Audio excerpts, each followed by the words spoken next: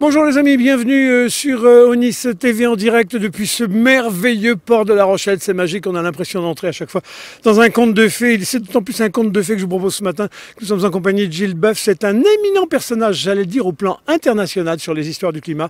Ça fait belle lurette qu'il avait compris tout ça, qu'il avait senti tout ça et qu'avec un certain nombre de ses collègues, dont Jean Jouzel, ils avaient dénoncé les augures. Il est à La Rochelle aujourd'hui parce qu'un important forum se tient sur notre relation à l'océan.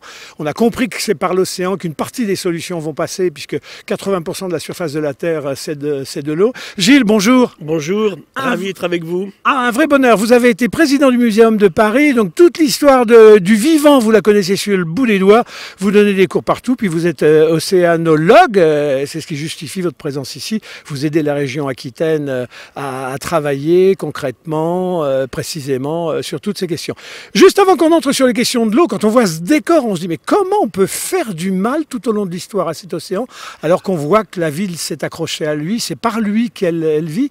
Juste avant qu'on entre sur ces questions, vous arrivez de Darwin, vous étiez en voyage avec Jean Jouzel et vous me disiez, ah mais vous savez, tout ce qui se passe en ce moment, nous, on l'avait déjà prédit il y a bien des années. Oui, Climax, qui se déroule à Darwin, à l'espace Darwin à Bordeaux, chaque année, revient sur ces questions-là. Et le sujet, cette année, s'est tourné autour de l'eau. Nous sommes eau, E-A-U. Et on a dit, c'est pas fait pour laver sa bagnole. Hein. Tous les êtres vivants sont faits d'eau liquide, et ça, on l'a oublié. Sur la question du climat, oui, ce qui nous bouscule beaucoup, nous, avec les amis climatologues, avec Hervé Le Treut, ou Valérie Masson-Delmotte ou Jean Jouzel, c'est ce qu'on avait écrit, effectivement, il y a 20 ans, on l'avait prévu pour 2040. Ça s'est produit en 2022. Donc là, effectivement, 42 degrés à Bordeaux, 39 degrés à Brest le 18 juillet 2022. Ça va très très vite, beaucoup trop vite, et ça nous préoccupe bien sûr beaucoup. Et ça a des impacts évidents sur les activités humaines, hein. Ouais. D'abord médicales et physiologiques. Hein. Rappelez-vous, la vague de 2003, elle fait 18 000 morts. Cette année, c'est différent. Il y a eu 3 000 morts à chaque vague. Moins parce qu'on s'était un peu préparé. On a refroidi les gens dans les EHPAD, par exemple. Hein. Donc, il y a eu des grands progrès qui ont été faits. Mais physiologiquement, l'humain est affecté. Et les activités économiques, à commencer par l'agriculture, sont très concernées par ces questions-là. En venant en voiture ce matin, je voyais les champs de maïs et de tournesol complètement cramés, en fait. Hein. Donc, il est quand même plus que temps qu'on fasse extrêmement attention. Oui. Gilles, alors notre rapport à l'océan, c'est de l'activité. Quand on voit un port comme celui-ci, dès que les hommes s'y sont accrochés, la pêche, le commerce, le loisir, la détente, la haute technologie, l'histoire, les guerres, l'addition de tout ça, et la concentration urbaine, l'addition de tout ça, ça fait quand même du désordre à la côte. Rajoutez-y que de l'amont derrière, on nous renvoie des eaux pas toujours terribles parce que pesticides et industrie. Va-t-on en sortir? Il y a vraiment une issue? Il y aura une issue. Hein. La mort d'une espèce favorable à l'humanité. Le littoral m'intéresse beaucoup. Et c'est vrai que La Rochelle est une commune du littoral. Parce que sur le littoral, tout s'est passé au niveau de l'évolution du vivant. Le vivant apparaît dans l'océan. Il y a 4 000 millions d'années. Et ce vivant, il va passer au continent en passant forcément par le littoral. Il n'a pas sauté de l'eau marine au sommet des montagnes. Donc il est passé par le littoral et les migrations humaines aussi. Donc quand on regarde l'histoire de la biologie et de l'humanité, on est très lié à ce littoral. Alors on me dit souvent, mais ils faisaient comment les hommes préhistoriques ? Très simplement, ils marchaient à pied, ils arrivaient sur le littoral, ils mangeaient toutes les moules qui étaient là et les huîtres, puis après ils partaient ailleurs quand ils avaient tout mangé. Nous, on a fait des villes. Hein, et c'est vrai qu'un des gros problèmes, c'est effectivement l'abondance qui a été concentrée. Et ce qui veut dire beaucoup d'humains. Plus de la moitié des humains vivent au bord de la mer aujourd'hui, ou pas très loin de la mer en fait. Hein. Cherchez les grandes villes du monde qui ne sont pas au bord de l'océan, il n'y en a pas beaucoup. Il y aura Paris, il y aura Moscou, Chicago. Mais c'est vrai que en Afrique, en Amérique, en Asie, les grandes villes en Europe, elles sont au bord de l'océan. Et leur poids bouscule la géologie, parce que les villes s'enfoncent du coup. Il y a ça qui s'est passé dans les deltas, c'est très clair. Alors on a des paradoxes, quand vous parlez de ça, Denis, c'est qu'en ce moment, le Groenland, dans des conditions effectivement de remontée du niveau de la mer, et là-bas, ça descend. Ouais. Parce que la glace qu'a libéré, c'est des milliards de tonnes de glace, hein, le continent s'était affaissé sous le poids de la glace et il ressort un peu plus vite que la mer ne monte. Mais ce n'est pas le cas partout, bien sûr. Donc c'est vrai que l'océan, il est menacé. Pourquoi l'océan? Parce qu'on a détruit le littoral. pas à détruire l'océan comme on détruit une mare ou une forêt. Hein. Le littoral est très abîmé. Et puis on contamine, parce qu'il y a beaucoup d'humains, on pollue, on a parlé du plastique, des métaux lourds. Moi, je m'intéresse beaucoup aux perturbateurs endocriniens qui changent la physiologie des espèces, marines et de l'humain aussi, bien sûr. Les problèmes de dissémination partout. Ici, à La Rochelle, on suit beaucoup, nous, justement, les micro-organismes amenés par les bateaux, qui arrivent de l'extérieur, hein, des micro-algues, des virus, des bactéries, puisque c'est un port d'entrée. On le fait aussi à Roscoff, en Bretagne. La pêche, évidemment, pêcher c'est bien, surpêcher c'est vraiment stupide.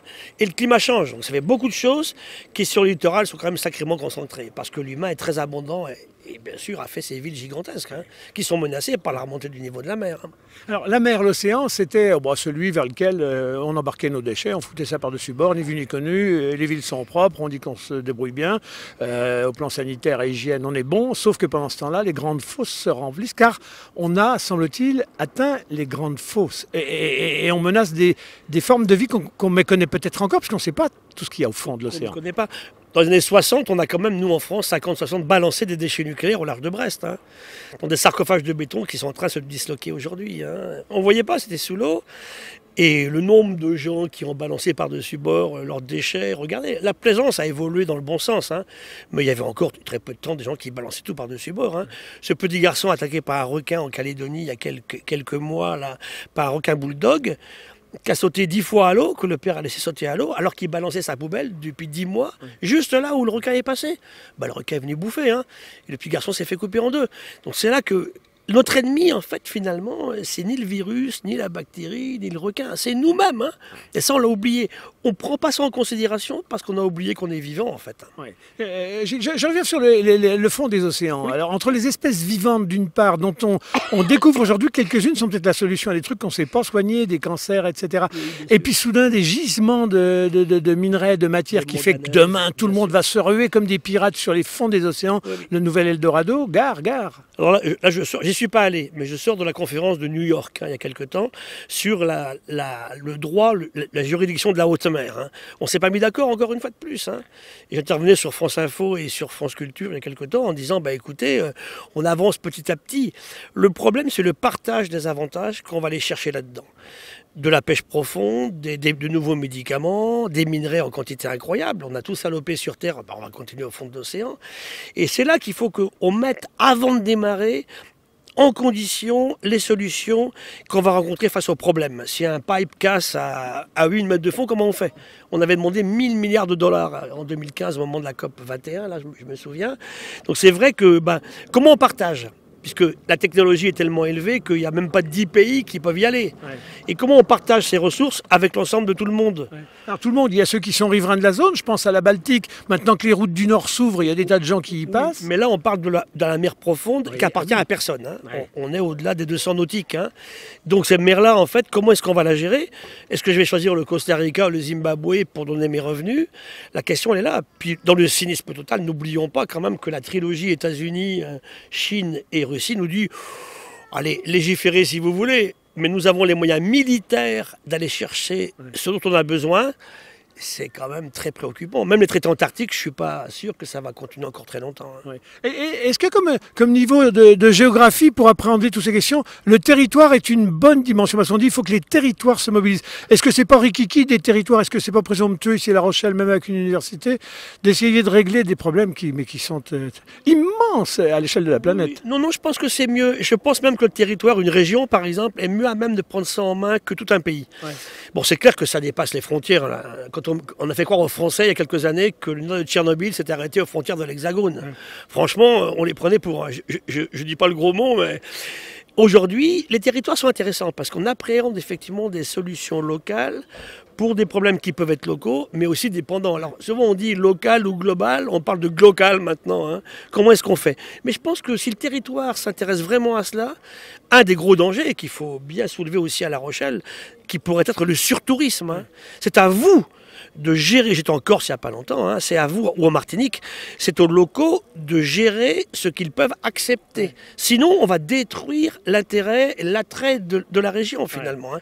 Donc, il faut qu'on se retrousse les manches, qu'on bosse ensemble. Il n'est jamais trop tard pour bien faire. Hein. Et Gilles, quand la logique, c'est l'argent, toujours l'argent, et plus encore dans l'argent. Changer les gens, c'est bien, mais changer le modèle... clair. Enfin, l'argent, le problème de l'argent, c'est qu'il est que pour quelques-uns. Il faut quand même bien voir qu'une énorme partie des humains pollue beaucoup moins que nous, détruit beaucoup moins que nous. Ils n'ont pas les moyens. Quand je vois aujourd'hui le seuil d'extrême pauvreté des Nations Unies, c'est moins de 1 euro par jour et par personne. Réfléchissez tous comment vous vivriez comme ça. Et les 2 tiers sont des femmes en plus, sous le seuil d'extrême pauvreté. Ça, on l'avait vu en 2015 ensemble à la COP 21. Donc l'argent, c'est le moteur de certains types d'économie, mais nous, la science, on a beaucoup de mal, parce que quand on voit l'économie qui marche sur la pure spéculation, on ne comprend pas. L'argent qui va à l'argent, c'est pas l'argent qui va au travail. Ah bah ça, c'est quelques-uns qui se rincent. Ça veut dire qu'aujourd'hui, s'il n'y a pas d'abord l'élimination de la pauvreté, pour moi c'est un des premiers aspects. Le Covid, qu'est-ce qu'il a tué? D'abord des pauvres. Il faut bien voir ce qu'il a tué, des gros, des vieux, des pauvres. Et c'est vrai qu'aujourd'hui, il faut qu'on tienne compte de nos fragilités. Et surtout, bien sûr, accepter de beaucoup mieux partager que ce qu'on fait à l'heure actuelle. C'est tellement important. Et puis être attentif à ce que ce qu'on fait soit pas simplement du rustinage pour faire durer encore un peu plus longtemps un truc dont on sait que maintenant c'est fini, c'est la catastrophe. Clair, et je vais conclure là-dessus en vous disant que non seulement on fait attention à chez nous, mais à ce qu'on fait chez les autres aussi. Et enfin, je concluais ma conférence à l'instant ici à La Rochelle en disant une économie qui va continuer, qui veut continuer à faire du profit en détruisant la nature et le vivant ou en le surexploiter, c'est fini. Comment on fait ça ensemble? Et la nature, tout le monde pour faire ça. Elle n'a pas besoin de nous pour se refaire. Elle en disparaîtrait, qu'elle continuerait sa vie très très bien. Les bactéries, les virus s'en foutent complètement. La planète aussi d'ailleurs. C'est nous qui sommes concernés en fait. Juste avant qu'on se sépare, c'est les témoignages d'amitié que vous feriez, y compris à nos amis. Vous m'avez dit un jour, tu sais, le poisson le plus au fond, le plus moche qu'on ait repéré, qui est capable de régler tous les cancers, on lui prêterait pas sa sœur, tellement il est moche. On prête Kobo, mais là, celui-là, il est moche. Qu'est-ce que c'est que ce poisson-là? Ce n'est pas un poisson, mais il y a des poissons moches aussi. Le poisson à gros nez. Là, tu dois parler du ratopnu, qui est un petit mammifère qui vit dans des terriers en Éthiopie. Moche comme tout. Au lieu de paraître des moches, il est foutu. Mais il est génial. Il sait arrêter son vieillissement. Il fait jamais de cancer. Allons voir comment il fait, au lieu de le détruire en permanence, parce qu'il est moche. Il y a des beaux moins intéressants et il y a des moches plus intéressants. Merci Gilles, en tout cas c'est un vrai bonheur. Gilles Bœuf, donc à présent à La Rochelle, en compagnie de personnalités. Il y a Jacques Attali qui est à l'initiative de ce rendez-vous ici. Il y a Isabelle Autissier, comment dirais-je, la locale de l'étape, voilà. Et puis Catherine Chabot et bien d'autres encore. Bon, gageons qu'avec l'énergie qu'on y met, on doit être une partie de la solution ici, Gilles. Merci. Merci à vous. À bientôt les amis sur Onis TV, toujours en direct sur ce beau port de La Rochelle. Ça donne envie de vivre tout ça, et joyeusement. À bientôt.